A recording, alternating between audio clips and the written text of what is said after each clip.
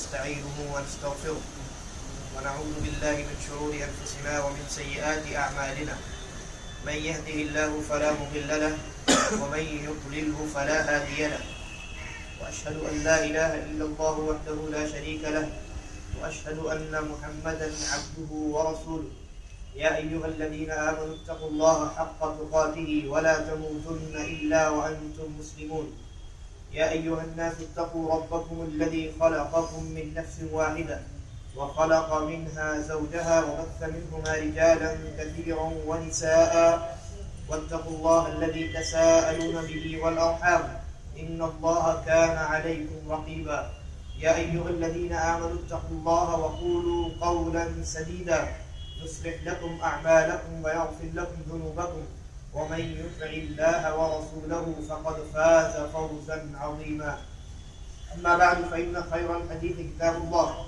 وخير الهدي هدي محمد صلى الله عليه وسلم وشر الأمور محدثاتها وكل محدثة بدعة وكل بدعة ضلالة وكل ضلالة في النار. قال ربنا عز وجل في كتابه المبين وَلَقَدْ كَرَّمْنَا بَنِي آدَمَ وَحَمَلْنَاهُمْ فِي الْبَرِّ وَالْبَحْرِ وَرَزَقْنَاهُمْ مِنَ الطَّيِّبَاتِ وَفَضَّلْنَاهُمْ عَلَى كَثِيرٍ مِّمَّنْ خَلَقْنَا تَفْضِيلًا. وقال في موضع آخر وَلَا تَقْتُلُوا أَنفُسَكُمْ إِنَّ اللَّهَ كَانَ بِكُمْ رَحِيمًا. ہر قسم کی حمد و ثنا، تعریف و توصیف اللہ تبارک و تعالیٰ کے لیے لائق اور سزاوار ہے.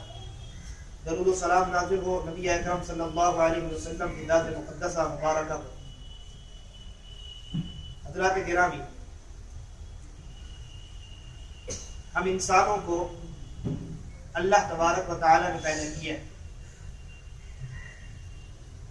اور پیدا کرنے کے بعد ہمارے اوپر بے شمار نعمتیں ہماری موت تک نازل کرتا رہتا ہے، چاہے وہ کھانے پینے کی شکل میں ہو، اوڑھنے پہننے کی شکل میں ہو، رہنے سہنے کی شکل میں ہو، اور زندگی میں جتنی آسانیاں ہم دیکھتے ہیں ان کی شکل میں ہو. غرض یہ کہ اللہ تبارک و تعالیٰ کی نعمتیں انسانوں پر اس کی پیدائش سے لے کر اس کی موت تک نازل ہوتی رہتی ہیں، اور انہی نعمتوں یا انہی احسانوں میں سے اللہ رب العالمین کی جانب سے ایک عظیم احسان انسانوں پر یہ کیا گیا کہ اللہ نے انسانوں کو پیدا کرنے کے بعد اسے بے پناہ عزت بخشی. چنانچہ قرآن مقدس کے اندر اللہ رب العالمین نے ارشاد فرمایا وَلَقَدْ كَرَّمْنَا بَنِي آدَمَ، کہ تحقیق ہم نے بنی آدم کو، انسانیت کو تکریم بخشی ہے، عزت اور مرتبت عطا کیا ہے، اس کے درجے کو بہت بلند و بالا کیا ہے.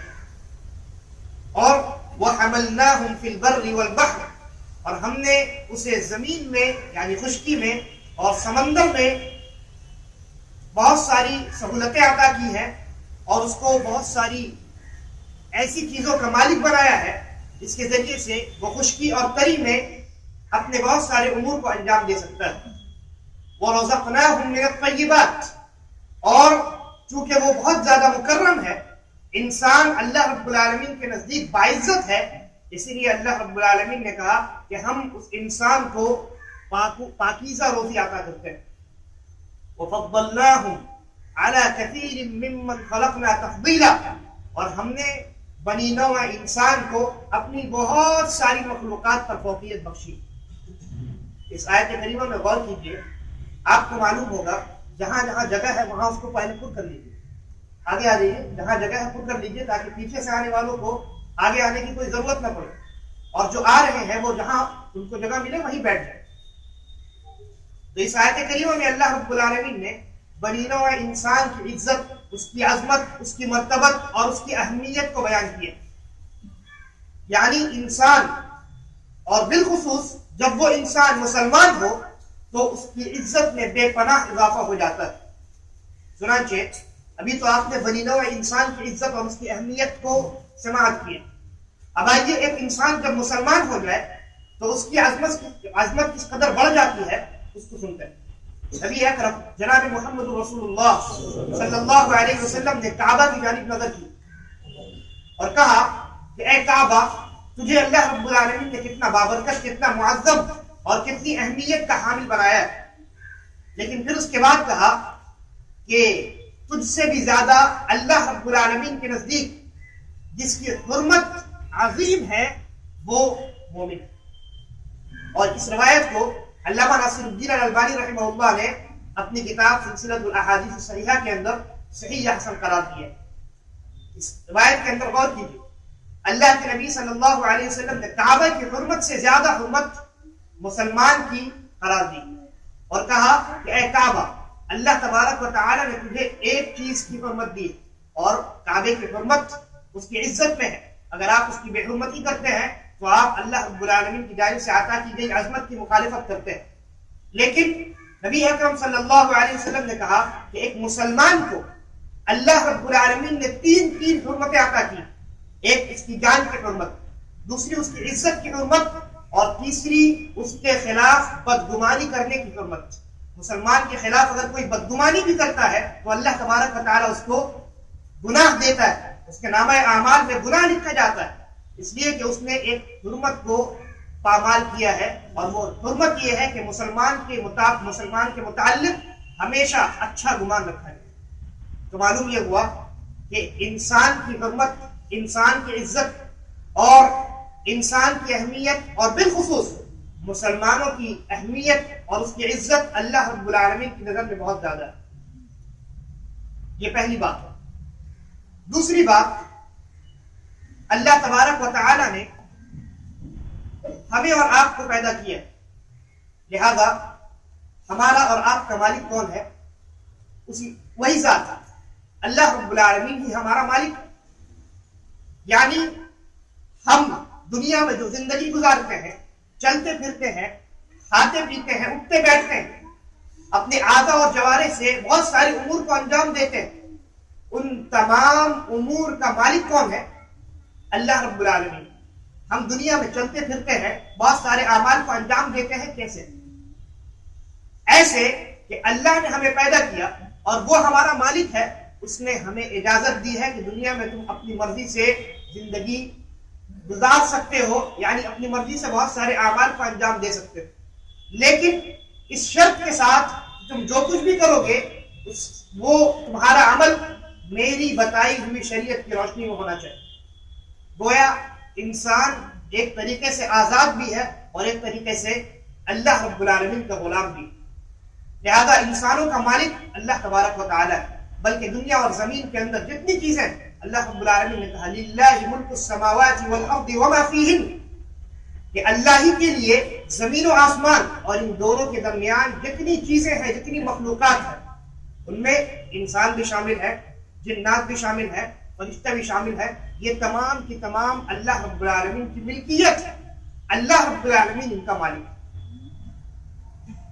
لہذا اگر آپ کوئی چیز اس کے مالک کی اجازت کے بغیر استعمال کرتے ہو یا اس چیز میں اس کے مالک کی اجازت کے بغیر اپنا حق جتاتے ہو تو کیا آپ درستگی پر ہیں؟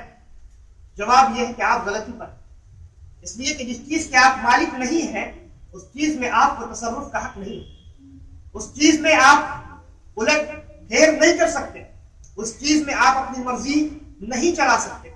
یہی معاملہ انسانوں کے ساتھ، اللہ تبارک و تعالی نے ہمیں اور آپ کو پیدا کیا اور وہ ہمارا مالک ہے، لہذا ہم اپنے متعلق خود سے کوئی فیصلہ نہیں کر سکتے، ہمیں وہی فیصلہ کرنا ہے جو ہمارے رب نے ہمارے لیے کیا، اور ہمارے رب نے ہمیں باعزت بنایا ہے، ہمارے رب نے ہمیں مکرم بنایا ہے، لہذا ہمیں اپنی تکریم کو اور ہمیں اپنی عزت کو باقی رکھنا ہے اور اس کی حفاظت کرنا ہے۔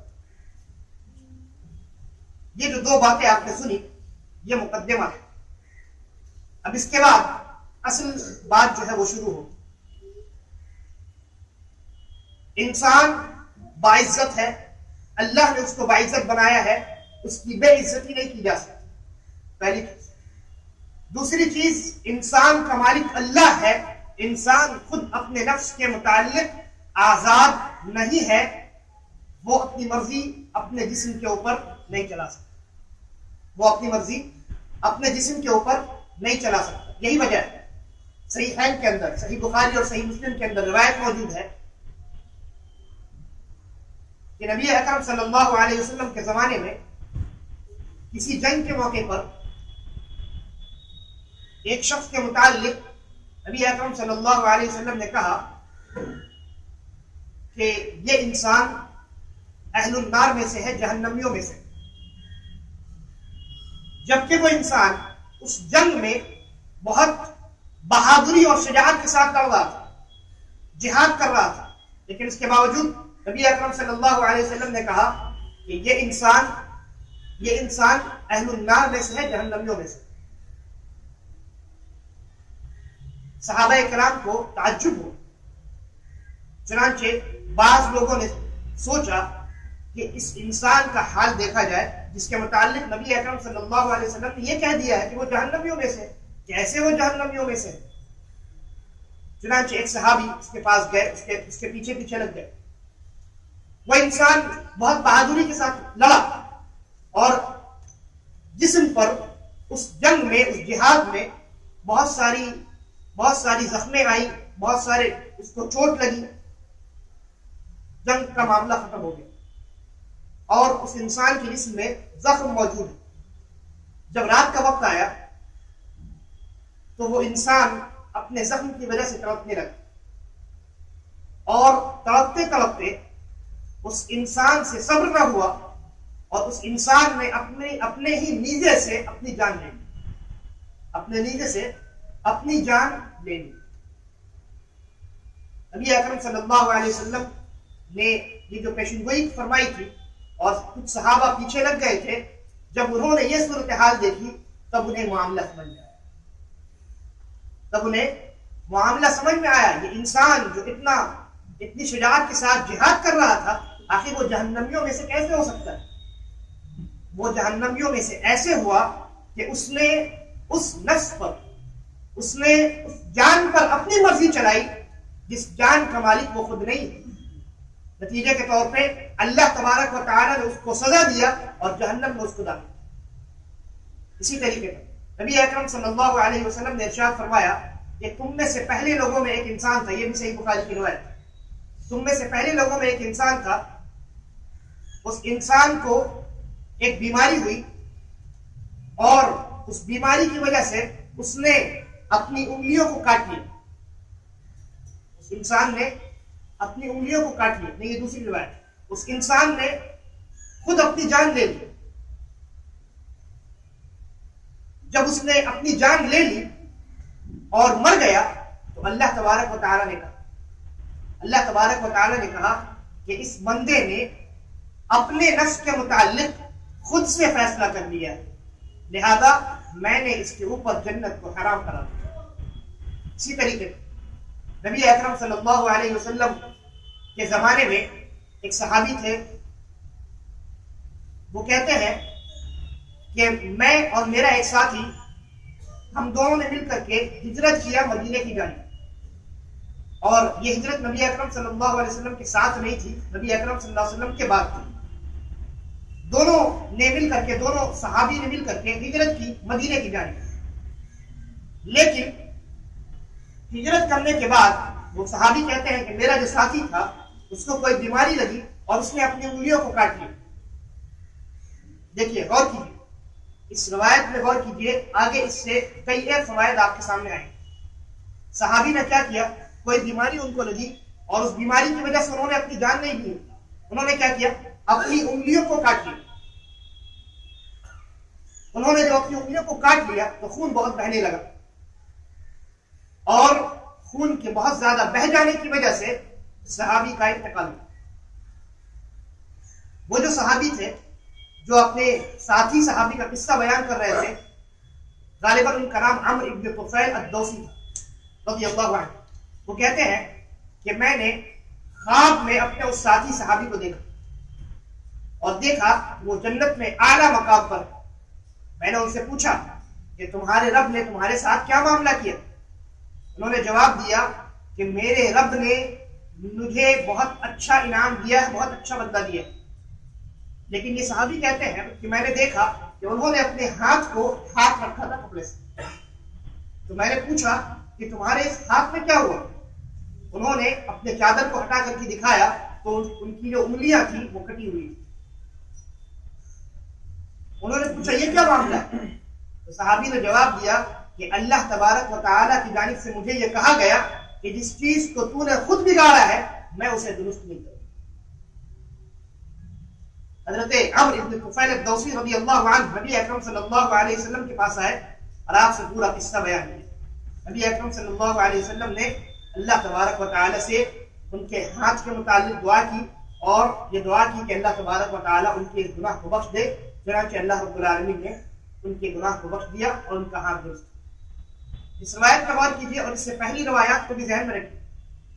ان تمام روایات میں کئی ایک چیزیں معلوم ہوتی ہیں۔ پہلی چیز، انسان اپنے نفس کا مالک نہیں، انسان اپنی جان کا مالک نہیں۔ اگر کوئی انسان اپنے نفس کے اوپر ظلم کرتا ہے، اپنے آپ کو تکلیف پہنچاتا ہے اور اپنی جان لے لیتا ہے تو وہ انسان جہنم میں داخل کیا جائے۔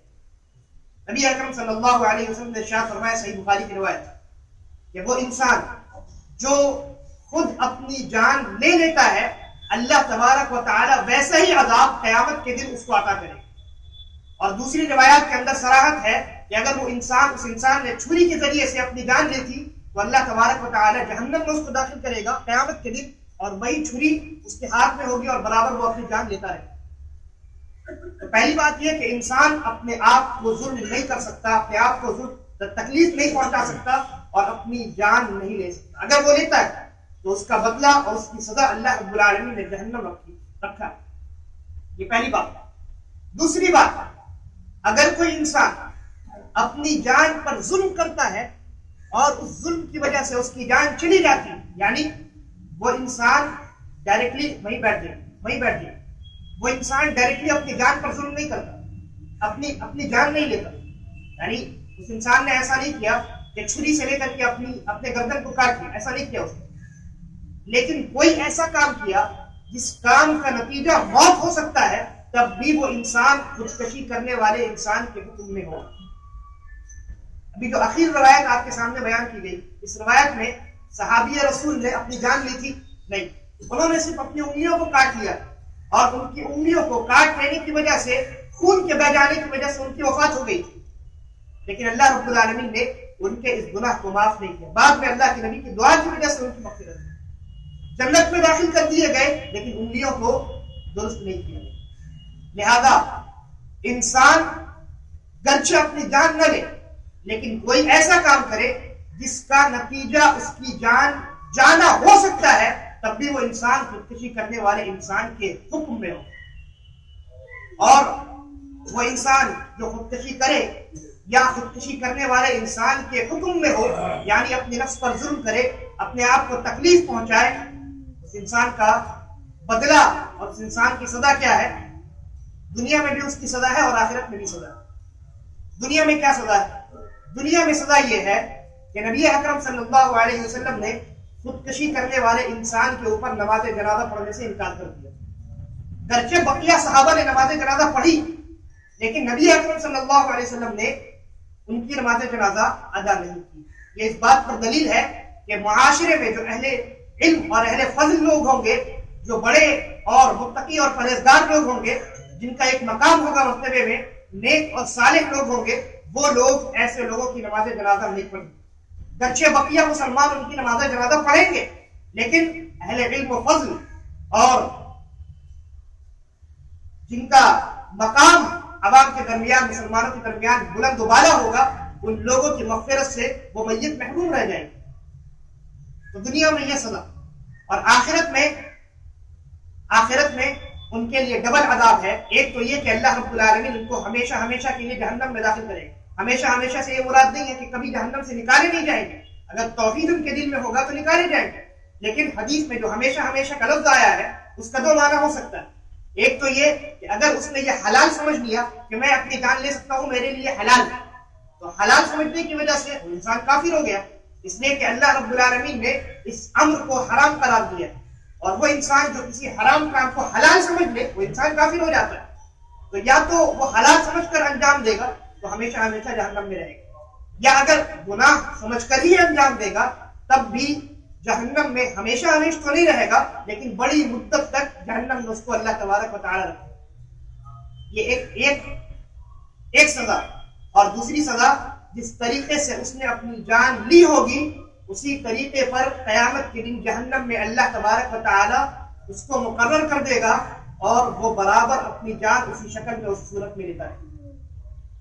لہذا ان تمام احادیث کا اور ان تمام باتوں کا جو خلاصہ ہے وہ یہ ہے کہ انسان اپنی جان کا مالک نہیں، اور انسان کو اس کے جان اور اس کے جسم کی حفاظت کا ذمہ دار بنایا گیا۔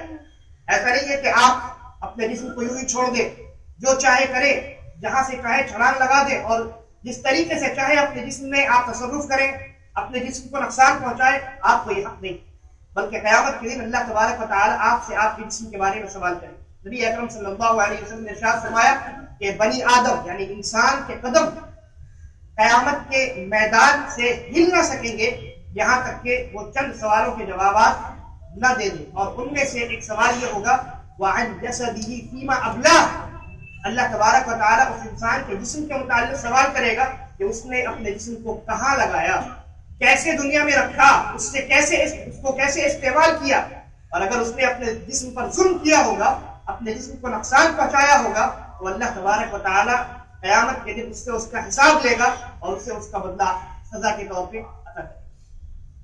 لہذا یہی وجہ ہے کہ قرآن مجید کے اندر بڑی صراحت کے ساتھ اللہ تبارک و تعالیٰ نے ارشاد فرمایا وَلَا تَقْتُلُوا أَنفُسَكُمْ، کہ اپنی جانوں کو قتل نہ کرو، اپنی جانوں کو قتل نہ کرو، اس لیے کہ قتل کرنا یہ انسان کا جو مرتبہ ہے اس کے منافی۔ اللہ تبارک و تعالیٰ نے انسان کو عظیم بنایا ہے، لہذا عظیم چیز کو قتل کرنا یہ اس کی عظمت کے منافی ہے، عظمت کے اپوزٹ معاملہ ہے۔ تو ایک تو یہ کہ چونکہ اللہ نے تمہیں عظمت بخشی ہے لہذا اپنی عظمت کو پامال نہ کرو، اور وَلَا تَقْتُلُوا أَنفُسَكُمْ، اپنے نفسوں کو قتل نہ کرو، اس لیے کہ تم اپنے نفس کے مالک ہو ہی نہیں۔ تمہارے نفس کا، تمہاری جان کا، تمہارے جسم کا مالک کون ہے؟ اللہ تبارک و تعالی۔ اور دوسری جگہ اللہ رب العالمین نے ارشاد فرمایا وَلَا تُلْقُوا بِأَيْدِيكُمْ إِلَى التَّهْلُكَةِ، کہ تم خود اپنے آپ کو ہلاکت والے معاملے میں نہ ڈالو کہ جہاں تمہیں تکلیف پہنچے، تمہیں پریشانی ہو، تمہیں درد ہو، یا تمہاری جان چلی جائے۔ کتنی صراحت کے ساتھ اللہ تبارک و تعالیٰ نے اور نبی اکرم صلی اللہ علیہ وسلم نے ہمیں یہ پیغام دیا ہے کہ ہم اپنے آپ کی حفاظت کریں، اپنی عظمت کو برقرار رکھیں، اور اپنے جسم کی حفاظت کریں، اپنے جان کی حفاظت کریں، اس لیے کہ ہماری عظمت اللہ رب العالمین کے نزدیک بہت بلند و بالا ہے، اور ہم اپنے جان کے مالک نہیں ہیں۔ لیکن معاشرے میں اگر آپ ابھی نظر دوڑائیں تو ایسا معلوم ہوتا ہے کہ لوگوں کو اگر کسی چیز کی پرواہ ہے تو صرف ایک چیز ہے، اور وہ یہ ہے کہ کیسے دنیا میں مشہور ہو جایا جائے، کیسے سوشل میڈیا میں وائرل ہو جایا جائے، بس اسی چیز کی پرواہ ہے۔ اس کے علاوہ اللہ اور اس کے رسول کے پیغامات کی، ان کے ارشادات کی اور ان کی تعلیمات کی کوئی پرواہ نہیں، حتیٰ کہ انسان کو اپنی جان کی بھی پرواہ نہیں۔ آپ نے بعض لوگوں کے متعلق ابھی پچھلے دنوں سنا ہوگا کہ اس نے خودکشی کر لی، کیوں؟ اس لیے کہ خودکشی کرنے کی وجہ سے سوشل میڈیا میں اس کا جو اکاؤنٹ ہے اس میں فالوورز بہت زیادہ بڑھ جائیں گے اور اس کی وہ ویڈیو بہت زیادہ وائرل ہو جائے گی، یہ انسان مشہور ہو جائے گا۔ مشہور ہونے کی وجہ سے اس بے وقوف نے اپنی جان لے لی۔ اور اسی طرح کا معاملہ معاشرے میں روزانہ دیکھنے میں آتا ہے۔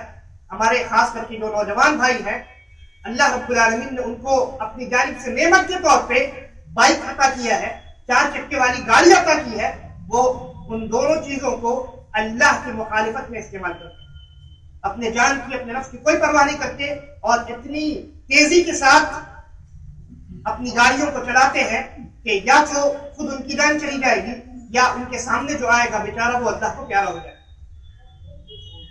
اور اسی طرح کا معاملہ ابھی کچھ دنوں پہلے پیش آیا، مشہور ہونے کے چکر میں ایک لڑکے نے چھلانگ لگائی اور پھر وہ اللہ کو پیارا ہو گیا. اور اس طرح کی بے شمار واقعات آپ کو معاشرے میں مل جائیں گے. انسان کو صرف مشہور ہونے کی پرواہ ہے، وائرل ہو جانے کی پرواہ ہے، اس بات کی پرواہ نہیں ہے کہ وہ جسم جو اللہ رب العالمین نے اس کو عطا کیا ہے، جو جان اللہ رب العالمین کی جانب سے اس کو عطا کیا گیا ہے، اس جان اور اس نفس کے متعلق، اس جسم کے متعلق کل قیامت کے لیے سوال کیا جائے. آپ دنیا میں مشہور ہو جائیں گے، کیا ہو؟ وہ جس نے خودکشی کر لی، وائرل ہو جانے اور مشہور ہو جانے کی وجہ سے آج کتنے لوگوں کو اس کا نام معلوم ہے. ہاں، جب وہ اس نے خودکشی کی تھی تو دوسرے دن ہو کر کے بہت زیادہ فیمس ہو گیا، لیکن 2 دن 3 دن گزرنے کے بعد اس کا نام و نشان باقی ہے. کیا اس کا جسم دنیا میں باقی ہے؟ اس کی روح ختم ہو چکی ہے، جسم سڑ گل چکا ہے، اس کی حقیقت آج لوگ نہیں جانتے. لہذا دنیا میں آپ مشہور ہو کر کے کیا کریں؟ دنیا میں وائرل ہو کے کیا کریں؟ اور بے وقوفی اس حد تک چلی گئی ہے کہ انسان مشہور بھی ہونا چاہتا ہے، کب؟ جب وہ اس دنیا میں موجود ہی نہ. بھائی آپ مشہور ہو جائے، آپ کو کیا فائدہ ہوا جب آپ موجود ہی نہیں؟ اور اس پر یہ کہ آپ نے اپنے کاندھے پہ بہت سارے گناہوں کو جمع کر لیا. آپ نے اپنے جسم کو ہلاکت میں ڈال دیا، اس کا گناہ. خودکشی کر لیا آپ نے، اس کا گناہ. اور اللہ رب العالمین کی نافرمانی کی ہے، کئی گناہ. لہذا انسان کو اپنا محاسبہ کرنا چاہیے. عمر ابن عبدالعزیز رحمہ اللہ کا غالباً یہ قول ہے کہ حاسبوا قبل ان تحاسبوا، اپنا محاسبہ کر لو اس سے قبل کہ کل قیامت کے دن تمہارا محاسبہ کیا جائے، تمہارا حساب و کتاب لیا جائے. وزنوا اعمالکم قبل ان توزنوا، اور اپنے اعمال کو جانچ لو، وزن کر لو کتنے گناہ ہیں اور کتنی نیکیاں ہیں، اس سے قبل کہ کل قیامت کے دن تمہیں وزن کیا جائے. لہذا اپنا محاسبہ کرنے کی ضرورت ہے اور اپنے دماغ کو، مزاج کو ٹھکانے لگانے کی ضرورت. بالخصوص جو ہمارے نوجوان بھائی ہیں، بہن ہیں، انہیں چاہیے کہ وہ اپنی حقیقت کو سمجھے، اپنی زندگی کے مقصد کو سمجھے. کیوں دنیا میں ان کو اللہ رب العالمین نے پیدا کیا؟ کیا اسی طریقے پر اللہ کی سرزمین پر دندناتے پھرنے کے لیے پیدا کیا؟ ہرگز نہیں. اللہ رب العالمین نے کہا وَمَا خَلَقْتُ الْجِنَّ وَالْإِنسَ إِلَّا لِيَعْبُدُونِ، کہ میں نے جنوں اور انسانوں کو صرف اس لیے پیدا کیا ہے کہ وہ میری عبادت کرے اخلاص کے ساتھ، توحید کے ساتھ. یہ مقصد ہے ہماری اولاد کی پیدائش. مشہور ہو جانا، مستیاں کرنا اور بیجا اوقات کو ضائع کرنا یہ ہماری زندگی کا مقصد نہیں ہے. لہذا عقل کو ٹھکانے لگانے کی ضرورت ہے، دل کے اندر جھانک کر کے دیکھنے کی ضرورت ہے، اپنے آپ کو جھنجھوڑنے کی ضرورت ہے. اللہ تبارک و تعالیٰ سے دعا ہے کہ وہ ہمیں صحیح سمجھ کی توفیق عطا فرمائے، ہمیں اور ہمارے نوجوان بہن بھائیوں کو صحیح سمجھ کی توفیق عطا فرمائے اور ہمارا خاتمہ بالخیر کرے. هذا والله اعلم، صلی اللہ علیہ نبینا وسلم.